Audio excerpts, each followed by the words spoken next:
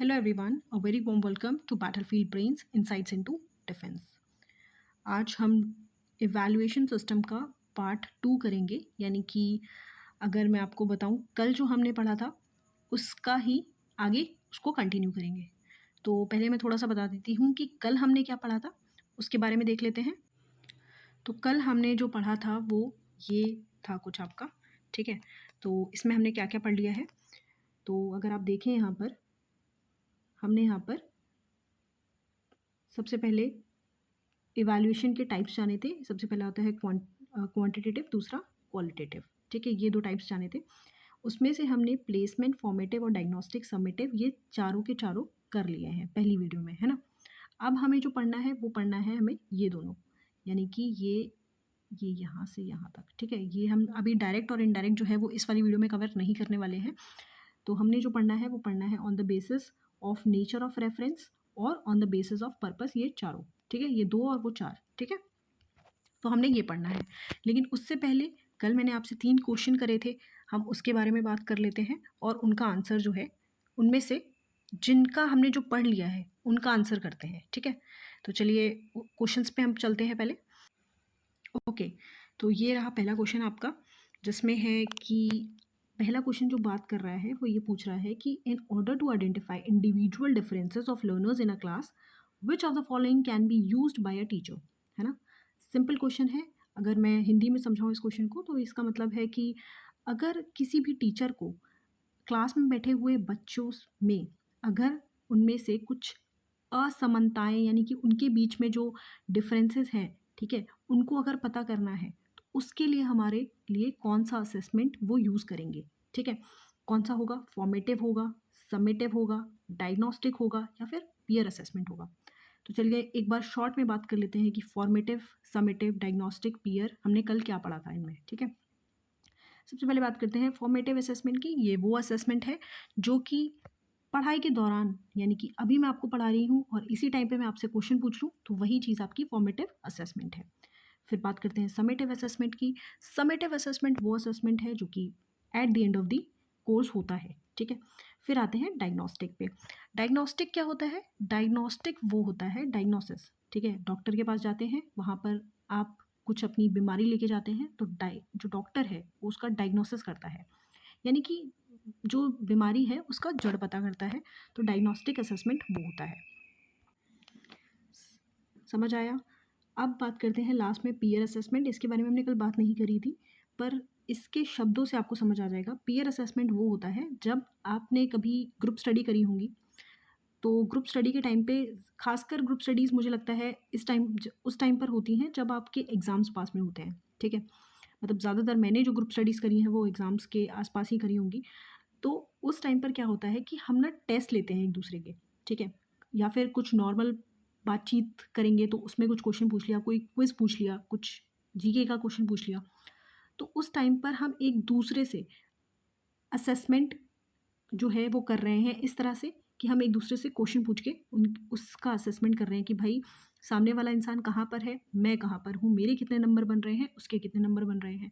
इस तरह से जो हम आपस में ही एक दूसरे का जो असेसमेंट कर लेते हैं उसको बोलते हैं हम पीयर असेसमेंट, ठीक है। आई थिंक ये क्लियर हो गया होगा। अब आते हैं क्वेश्चन के ऊपर। तो क्वेश्चन का जो आंसर है वो क्या है हमारा, क्या होना चाहिए, आपको क्या लगता है। मैं आपको 5 to 10 सेकेंड्स दे रही हूँ सोचने के लिए, ठीक है। उसके बारे में फिर उसके बाद जो है आपको इसका आंसर जो है लाइक कोशिश करिए, ठीक है। बाकी मैं तो आपको आंसर देने ही वाली हूँ, बताने ही वाली हूँ, ठीक है। तो मुझे लगता है शायद आपने इतनी देर में सोच लिया होगा। तो देखिए इसमें ये बोल रहा है कि इंडिविजुअल डिफरेंसेस की बात कर रहा है, ठीक है। आपको नहीं लगता कि इसमें किसी बीमारी या फिर किसी जो हमने बात करी थी इस बीमारी के बारे में या फिर किसी एक प्रॉब्लम के बारे में, उसको एक स्पेसिफिक चीज़ को हमें आइडेंटिफाई करना है, तो ऐसे में कौन सा असेसमेंट लगना चाहिए। शुड इट बी फॉर्मेटिव, क्या ये फॉर्मेटिव होना चाहिए। फॉर्मेटिव तो लेकिन वो होता है जहाँ पर हमने टेस्ट के दौरान ही पूछ लिया कुछ, है ना, वो होता है फॉर्मेटिव। तो इसमें डिफरेंसेस तो नहीं पता लगेंगे ना हमें, इसमें जड़ क्या है वो तो नहीं पता लगेगी ना कि दिक्कत कहाँ आ रही है ना। समेटिव क्या होता है, वो तो एंड में होगा, इसका तो कोई लेना देना नहीं है। पीयर में तो भाई टीचर से तो कोई लेना देना नहीं है यहाँ पर, क्योंकि आप आपस में ही कर रहे हैं ये सब, है ना। लास्ट बचता है हमारे पास डायग्नोस्टिक, तो इसका आंसर है डायग्नोस्टिक। ठीक है, diagnostic is your right answer. ये वाला समझ आ गया आपको? तो चलिए नेक्स्ट स्लाइड पे चलते हैं।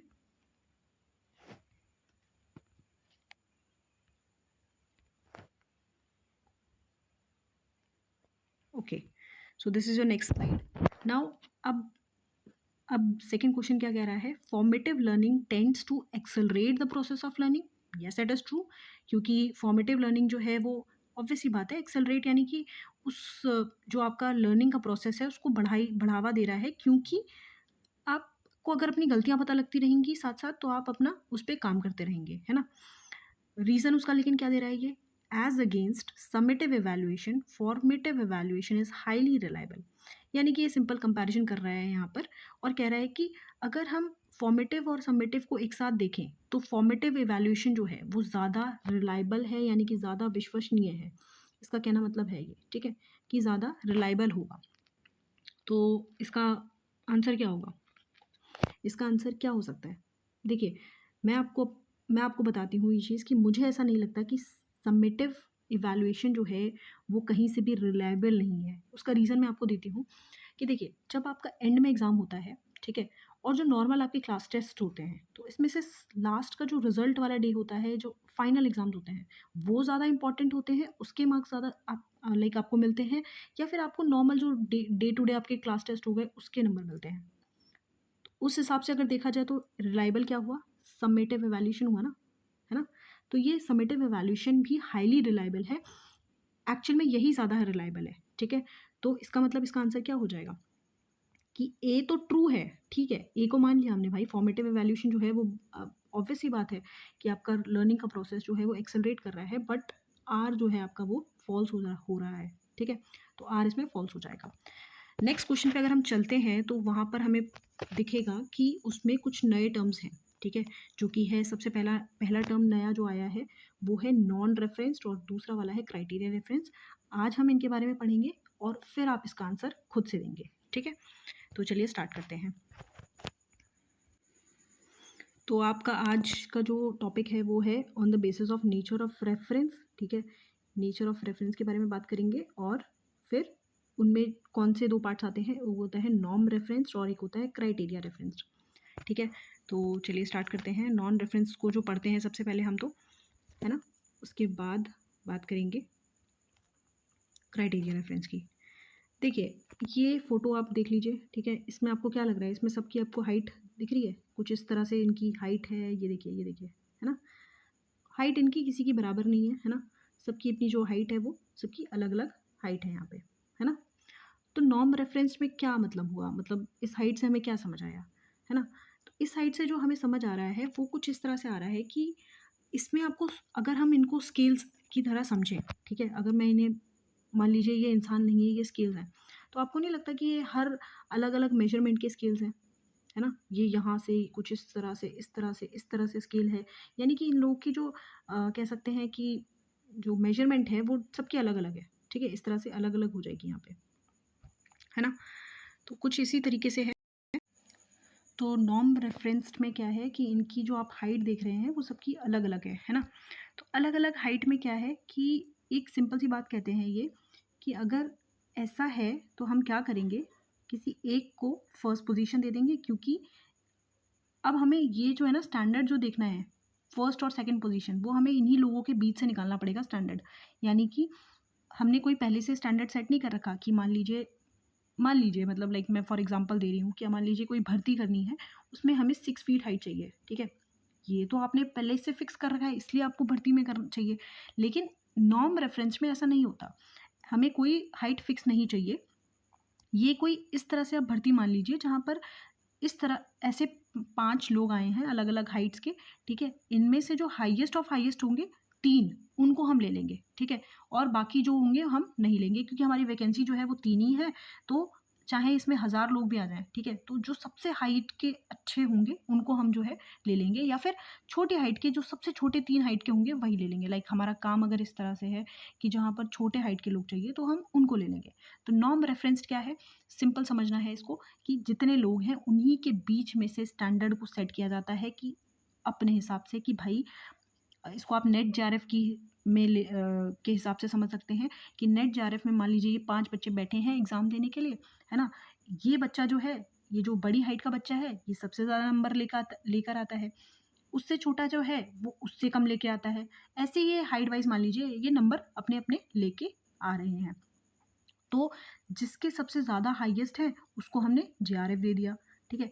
और जिसके उससे कम थे, उसको नेट दे दिया, ठीक है? और जिसके उससे कम थे, उसको हमने पीएचडी के लिए क्वालीफाई कर दिया और ये दोनों जो हैं, वो अब क्वालीफाइड नहीं हैं।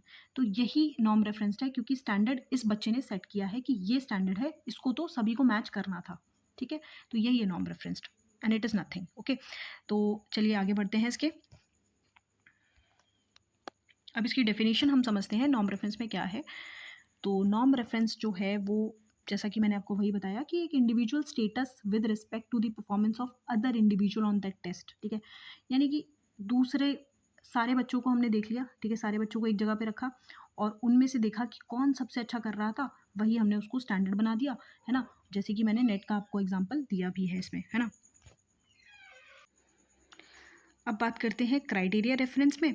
तो क्राइटेरिया रेफरेंस में कुछ नहीं है, वो ये कहता है कि आपका जो है, इसमें हम एक मानदंड जो है वो सेट कर देंगे। सेट कर देंगे मतलब किसी एक को पहले से ही सेट करके रखेंगे कि ये बच्चा जो है वो हमारा स्टैंडर्ड है, आप इसको पार करिए, यानी कि आप सिलेक्शन के लिए एलिजिबल हो जाएंगे। यानी कि आप कोई ऐसा एग्ज़ाम दे रहे हैं जिसमें पहले से ही मान लीजिए 100 नंबर का एग्ज़ाम था आपका, उसमें पहले से ही सेट कर रखा था कि 33% से अबव लाने वाले बच्चे जो हैं हम उनको पास कर देंगे। तो ये जो 33% इन्होंने खुद से सेट कर रखा है ना, यही आपका क्राइटेरिया रेफरेंस है, ठीक है? बस इसमें और ज़्यादा कुछ था नहीं। अगर हम इसकी डेफिनेशन देखें तो डेफिनेशन में भी वो यही कह रहे हैं कि जो सबसे पहले आपको जो क्राइटेरिया रेफरेंस में याद रखना है, वो याद रखना है कि इसके जो है, इसको एक फादर कह सकते हैं या फिर कह सकते हैं कि first one two develop this criteria reference वो कौन था? वो थे हमारे ग्लासर करके 1963 में, ठीक है? उसके बाद there is already a defined achievement, है ना? पहले से मैंने बताया जो वो एक बच्चा स्केल के साथ खड़ा था ना, वही एक डिफाइंड अचीवमेंट था, ठीक है? यानी कि पहले से हमने डिफाइन कर रखा है कि ये तो स्टैंडर्ड है ही, अब आप इसको मीट कीजिए, ठीक है? उसके बाद domain with respect to which individuals performance is known, ठीक है? यानी कि पहले से ही एक परिभाषित उपलब्धि डोमेन है जिसके संबंध में व्यक्तिगत प्रदर्शन ज्ञात किया जाता है। आप कैसा उस रेफरेंस के बेसिस पे कर रहे हैं, बस उसी के बारे में ये बात करता है। इसका पर्पस क्या है कि हमको ऑब्जेक्टिव, ठीक है, to assess the objectives, behavioural changes, ठीक है, and it is termed objective based test. इसको हम ना ऑब्जेक्टिव बेस्ड टेस्ट भी कहते हैं, ठीक है ना? इसको क्राइटेरिया रेफरेंस को हम ऑब्जेक्टिव बेस्ड टेस्ट भी कहते हैं। आपको एक और चीज़ इसमें याद रखनी है, वो ये है कि एक डोमेन रेफरेंस्ड है, वो भी इसी में आता है और इस टर्म के जो लाइक मालिक कह सकते हैं या फिर जिन्होंने इस टर्म को दिया है, वो है हाइवली एंड मिलमैन। 1974 में दिया था ये टर्म, ठीक है? और डोमेन रेफरेंस एक्चुअल में क्या होता है? तो डोमेन रेफरेंस होता है कि आप जो है उस आपको मैं एक स्पेशलाइज्ड क्विज़ दूँगी जिसमें मैं चेक करूँगी कि आप कितना ही उस टॉपिक पे समझ पाए हैं, बस वही है डोमेन रेफरेंस, ठीक है? तो आई होप ये भी आपको समझ आ गया होगा। तो चलिए, ये हो गया आपका हाइवली एंड मिलमैन, है ना? इसके बाद बात करते हैं on the basis of purpose. On the basis of purpose के बारे में बात करते हैं।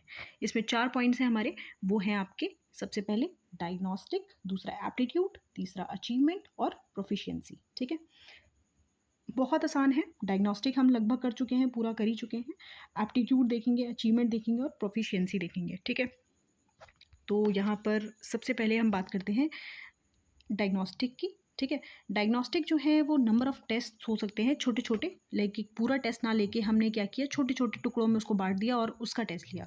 यानी कि हमने एक यूनिट का डायरेक्टली टेस्ट ना लेकर आपको उस यूनिट के जो टॉपिक्स थे, उससे रिलेटेड आपको टेस्ट बना के दे दिया और वो ले लिए, तो वही आपका जो है, आपका डायग्नोस्टिक टेस्ट हो गया। क्योंकि इससे हमें ये भी पता लगेगा ना कि आपको स्पेसिफ़िक यूनिट में किस टॉपिक पे प्रॉब्लम आ रही है, ठीक है? इस तरह से बात है ना? तो ये चीज़ हो गई। डायग्नोस्टिक में हमने बात करी थी कि हम प्रॉपर जड़ पे जाएँगे, है ना? प्रॉपर हम पता करेंगे कि हमारे साथ लाइक आपको क्या दिक्कत आ रही है, किस चीज़ में आपकी लर्निंग में दिक्कत है, ठीक है। फिर डायग्नोस्टिक वही है, एरिया ऑफ लर्निंग फोकसेस, है ना, और provides us a profile of what the learner knows and doesn't know, है ना, क्या जानता है बच्चा या क्या नहीं समझ पा रहा है या क्या नहीं जान पाया है या क्या उससे रह गया है जानना या समझना, ठीक है। बस यही है डायग्नोस्टिक। अब बात करते हैं एप्टीट्यूड टेस्ट की। तो बस यहाँ पर आपको इमेज देखनी है और पूरी डेफिनेशन अपने आप समझ आ जाएगी। क्या है डेफिनेशन? ये पायलट है, ये फ्लाई अटेंडेंट है, ये डॉक्टर है, ये सबके सब एक दूसरे से अलग क्यों हैं? उसका रीज़न एक ही है कि लॉयर जो है ना, वो अपने अलग इंटरेस्ट के साथ पढ़ाई करके लॉयर बना है। इंजीनियर की अपनी अलग इंटरेस्ट थे, इसलिए वो इंजीनियर बन गया। फिर आर्किटेक्ट का उससे भी अलग इंटरेस्ट था, इसलिए वो आर्किटेक्ट बन गया। पुलिस के अपने अलग लाइक हॉबीज़ थे, अब अलग इंटरेस्ट थे, तो वो इस वजह से पुलिस बन गए। तो इस तरह से एप्टीट्यूड टेस्ट में सिंपल से हम सामने वाले बच्चे की रुचि जानेंगे कि वो किस चीज़ में परफेक्ट है और क्या बन सकता है, क्या कर सकता है अपनी लाइफ में, ठीक है। तो वही वही है एप्टीट्यूड टेस्ट में। एप्टीट्यूड टेस्ट हमारा जो है वो क्या है कि ये प्रिडिक्टिव फंक्शन की तरह काम करता है, यानी कि एक प्रिडिक्शन टाइप की देगा फ्यूचर की कि भाई ये बच्चा जो है किस लायक में या किस फील्ड में अच्छा करेगा, है ना। Helps us identify potential talent, ठीक है। आपका टैलेंट पता करने की बात करता है कि आप किस चीज़ में स्पेसिफिकली अच्छे हैं, ठीक है। और उसी हिसाब से फिर आपको आगे की संभावित जो है फ्यूचर प्रेडिक्शन देगा कि अगर ये बच्चा मैथ सॉल्व करने में बहुत अच्छा है तो he can be a mathematician, he can be a maths teacher. तो इट इज़ मोर लाइक कि आप बैठे बैठे अभी आप फ्यूचर की बात कर रहे हैं इस टेस्ट के बेसिस पे, ठीक है। क्योंकि आपने ये लगभग पता कर ही लिया है कि ये बच्चे का इंटरेस्ट किस तरफ जा रहा है, ठीक है। तो ये है इसमें। उसके बारे में बात अब अगले पे बात करते हैं, वो है अचीवमेंट टेस्ट। इसमें अचीवमेंट की बात ही आ गई, यानी कि एंड ऑफ कोर्स एग्ज़ाम में आपको क्या मिला, आपने क्या हासिल किया, है ना, पूरा कोर्स करा दिया। अब आपके रिज़ल्ट के डे, ठीक है, आप अब क्या है कि फाइनल जो टेस्ट लिया हमने उसमें ये बात करेगा कि आपको किस एक्सटेंट तक जो है समझ आया है, ठीक है, और क्या जो मैंने समझाया उसका ऑब्जेक्टिव पूरा हुआ, यानी कि मैंने पढ़ाया उसका उद्देश्य पूरा हुआ। आपको समझ आया तो मेरा उद्देश्य क्या था, आपको समझाना, तो क्या आपको समझ आया, ठीक है, यही है मेरा उद्देश्य। तो यही मेरा अचीवमेंट टेस्ट होगा कि अगर आपको समझ आया तो yes, I already passed this test और I actually achieved something out of it. और अगर नहीं तो ऑब्वियसली बात है अचीवमेंट टेस्ट ही है कि भाई ये पर्पस पूरा नहीं हो पाया, ठीक है। आपका यानी कि जो समझ रहा है, जो लर्न कर रहा है, याद कर रहा है, वो बच्चा पढ़ पाया, याद कर पाया, समझ पाया? अगर हाँ, तो that is your achievement test कि हाँ ठीक है, हमारा उद्देश्य जो है वो पूरा हो गया है। जो मैं काम कर रही थी वो मैंने उसको पूरी तरीके से कर पाया है, ठीक है। तो बस यही है आपका अचीवमेंट टेस्ट। इसके बाद लास्ट आता है आपका प्रोफिशिएंसी टेस्ट, यानी कि प्रवीणता परीक्षण।